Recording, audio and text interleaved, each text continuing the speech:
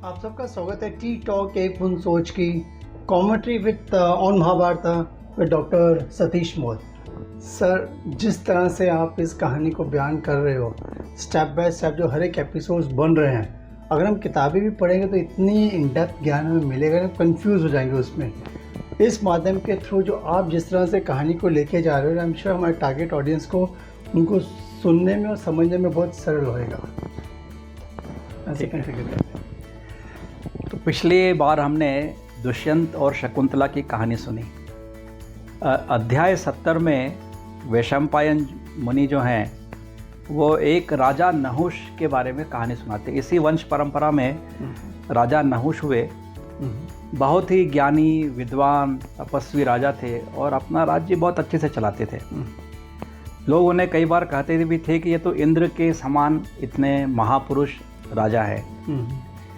एक बार ऐसा हुआ कि देवासुर संग्राम हुआ और उसमें इंद्र के ऊपर ब्रह्म हत्या का आरोप लगा।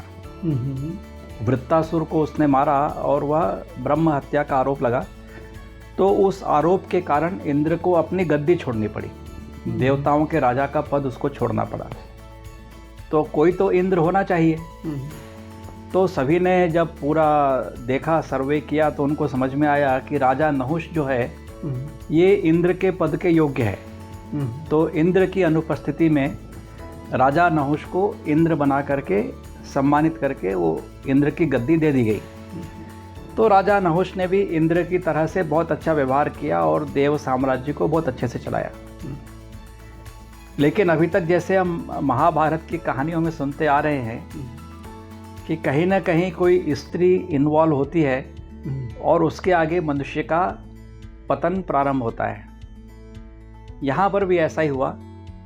इंद्र की पत्नी शची बहुत ही सुंदर थी। एक बार राजा नहुष ने शची को देख लिया और अभी उसको लगा कि ये तो मेरी पत्नी होनी चाहिए। तो उसने मैसेज भेज दिया शची के पास में कि अभी इंद्र तो बाहर चला गया है, मैं ही अभी इंद्र हूँ, तो तुम्हें मेरी पत्नी होना चाहिए। शची ने उस समय तो कुछ जवाब नहीं दिया, लेकिन वो तो बहुत घबरा गई। उसने कहा कि इंद्र तो वापस आ जाएंगे, मैं कैसे नहुष से शादी कर सकती हूँ। तो वो वहाँ पर देवगुरु बृहस्पति के पास गई और उसने कहा कि आप देवगुरु हैं, मुझको इस मुसीबत से छुड़ाइए, ये तो मैं कहाँ फंस गई अभी। तो देवगुरु ने कहा कि ठीक है, तुम मेरे साथ में ही रहो, मैं इसका कुछ उपाय सोचता हूँ। और वो शची देवगुरु बृहस्पति के साथ में रहने लगी। तो देवगुरु ने सोचा कि इंद्र के ऊपर ब्रह्म हत्या का पाप लगा है, तो इसका कोई उपाय तो होगा। तो उन्होंने रिसर्च की। तो उन्होंने कहा कि यदि इंद्र अश्वमेघ यज्ञ करेगा तो उस अश्वमेघ यज्ञ को करने के बाद में उसके ऊपर से वो श्राप हट जाएगा और वो फिर से इंद्र के लायक हो जाएगा। तो सबसे पहला तो उपाय ये करें कि इंद्र को उस लायक बना दें। तो उन्होंने कहा कि इंद्र को ढूंढ करके लाओ। लेकिन इंद्र तो पता नहीं कहाँ छुपा हुआ था। तो चारों तरफ देवदूत भेजे गए।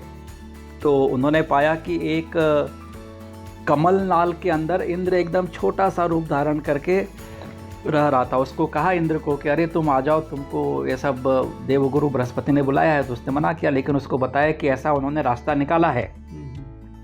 और दूसरी समस्या ये भी है कि तुम्हारी जो सुंदर पत्नी है उसको राजा नहुष शादी करना चाहता है, तो बेहतर है कि तुम आ जाओ।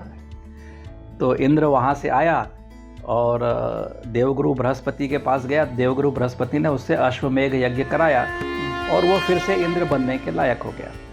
लेकिन समस्या तो ये अभी भी थी। बार बार उसका नहुष का मैसेज आता था शची के लिए कि आ जाओ, तुम मुझसे शादी कर लो। तो देवगुरु बृहस्पति ने उसको कुछ उपाय बताया कि तुम ऐसा व्यवहार करो तो तुम्हारा काम हो जाएगा। तो शची ने भी ध्यान से सुना। उसने नहुष को मैसेज किया कि मैं तुमसे शादी करने को तैयार हूँ, लेकिन केवल एक शर्त है। तो नहुष तो एकदम दिल बाग बाग हो गया उसका। उसने कहा क्या बात है? उसने कहा तुम्हारी सब शर्त मंजूर है।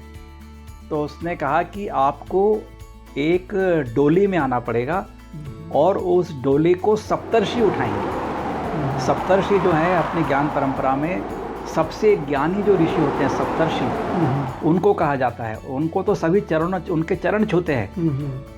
तो इस काम वासना में लिप्त नहुष इतना था कि उसने ये सोचा भी नहीं कि इस शर्त को मान करके सप्तर्षि से वो अपनी डोली उठवाएगा। लेकिन ये तो ऐसा ही होता है, जब इस तरह की काम वासना प्रबल होती है तो व्यक्ति कुछ भी कर बैठता है। तो उसने सप्तर्षियों को आदेश दिया, मैं इंद्र, देवराज इंद्र, आपको आदेश देता हूँ कि मेरी डोली लेकर के शची के पास तक ले चलो, उसके महल तक। वो भी राजा था, क्या करते, सप्तर्षि आए और उसकी डोली उठा के चलने लगे। अभी कोई सप्तर्षि तो कोई डोली उठाने वाले थे नहीं, सभी एक आकार के थे नहीं, कोई छोटा था कोई बड़ा था। तो डोली बार बार थी यहाँ वहाँ, उसको बड़े झटके लगते थे उसमें, और डोली बहुत धीरे धीरे चल रही थी। तो उसने कहा सर्प, सर्प ये संस्कृत का शब्द है, उसका मतलब होता है जल्दी चलो जल्दी चलो। और उसने वहाँ पर एक जो आगे जो महर्षि था सप्तर्षि, उसको लात मार के कहा सर्प सर्प। तो जो सप्तर्षि थे वो तो भयानक क्रोधित हो गए। एक तो उनसे अपनी डोली उठवा रहा है ये व्यक्ति, और दूसरा हमको लात भी मार रहा है और बोल रहा है जल्दी चलो जल्दी चलो। तो उन्होंने कहा कि तुम कहते हो सर्प सर्प, तुम खुद सर्प बन जाओ और जाकर के इस पृथ्वी पर रहो। और सप्तर्षि का श्राप था, वो नहुष राजा जो है वो सांप बन गया और डोली से निकल के चला गया। और शची उससे विवाह से बच गई। और बाद में इंद्र आया और शची के साथ में उसने अपना राज्य ले लिया। और इस तरह से एक बहुत ही इंद्र बनने लायक राजा भी इस काम वासना के कारण किस तरह से उसका पतन हो गया, ये कहानी हम हमेशा आज के ज़माने में भी हम देखते हैं। बहुत बड़े बड़े पदों पर बैठे हुए लोग इस तरह से उनका पतन हो जाता है और उनको सब कुछ सहन करना पड़ता है। तो महाभारत की भी इस कहानी में, जो कि इनके ही पूर्वज है पांडवों और कौरवों के, उनके समय में भी नहुष के साथ में एक इस तरह से घटना हुई। बाद में नहुष को भी अपना मालूम चला कि उसने गलत काम किया है। उसने भी बहुत तपस्या की, घनघोर तपस्या की, और उस श्राप से मुक्त हुआ और फिर से वो स्वर्ग लोक में गया। लेकिन हम सभी के लिए यह एक बहुत बड़े विषय की बात है कि हमको बहुत ही ध्यानपूर्वक अपना जीवन चलाना चाहिए। हम चाहे कितनी भी ऊंचाई पर पहुंच जाए, हमको कभी भी क्रोध नहीं करना चाहिए, कभी बड़े लोगों का अपमान नहीं करना चाहिए, और काम वासना में होकर के किसी भी महिलाओं से छेड़छाड़ नहीं करनी चाहिए। आई थिंक इस माध्यम के थ्रू जैसा डॉक्टर सतीश मोद जी पूरी महाभारत को बयान कर रहे हैं, आई एम श्योर हर एक टारगेट ऑडियंस, कॉर्पोरेट होए, बच्चे होए, हर एक वर्ग के लोगों के लिए इनफैक्ट इसमें काफ़ी सीख है। और भी काफ़ी कुछ है इस कहानी में which will unfold and reveal lot money facts and all. जुड़े रहिएगा डॉक्टर सतीश मोद के साथ में और टी टॉक एक बुन सोच की। सर शुक्रिया, थैंक यू।